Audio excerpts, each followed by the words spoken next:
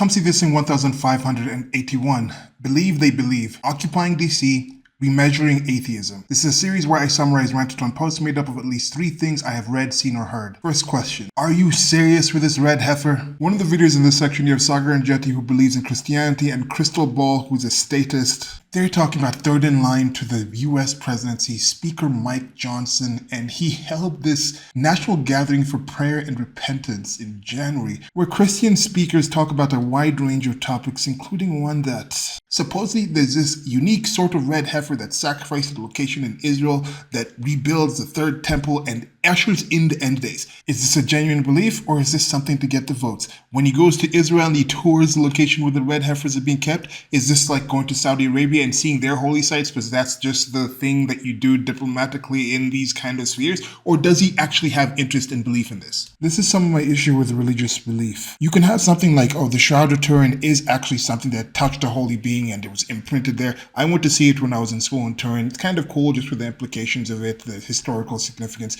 but I don't believe that. And if somebody is a believer, how much does that actually have the effect in their day-to-day life? It might just strengthen them thinking this is something that's proof of evidence of me and the belief of this system that makes me be a better person in my life. There's nothing really wrong with that. But then when you look at those sort of people, the beliefs they have, the behaviors they have, that gives cover for people who some people call extremists. I want to call fundamentalists because these people go to the actual word, take the word for the word at its fundamental levels. If one of those people gets to the right position of power, then those beliefs can have the effect on the lives of hundreds, if not millions of people. Next question. Is my favorite female Christian commentator going to hell? Emily Jashinsky is back with her after party and has some friends on. They talk about sweaty chest hairs and balls being beaten, and that leads into Donald Trump's invocation of Section 740 of the District of Columbia Home Rule Act, where he's bringing federal forces to deal with the crime rate in DC. Despite Chuck Schumer having his imaginary friends exposed and being on the left that has people who say,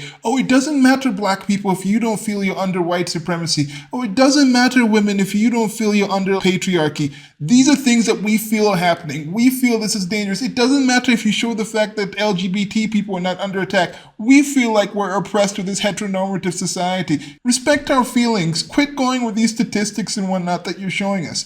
When this happens with a DC crime, they're like, oh no. He's like, I feel safe. I walk around DC all the time. Yes, even if you didn't have security detail, we're not saying that every single person's getting assaulted all the time. The numbers are actually there. And in this section, you can also see how numbers can be fudged. Statistics can be changed. Some things aren't really reported as crimes that are crimes in other places or other times. Generally, there's a problem with policing. And from my experience, having lived in that area and noticed this, like, why is the United States of America going and policing and taking care of countries in peace, other places, when right in the doorstep, sometimes it's a murder capital, people are dying. The people who actually live there are going to silently support this, and they might outwardly make some signals being on the left and having some of these TDS people in their groups to make it seem like they're against it, but they're going to support it. Last question. Has Stefan molyneux come to Jesus? Molyneux is a philosopher who happens to be an atheist that I've gained a lot of positive things from listening from, and he recently had some experiences that made him rethink the utility atheism has to living a good life versus Christianity in current timeline.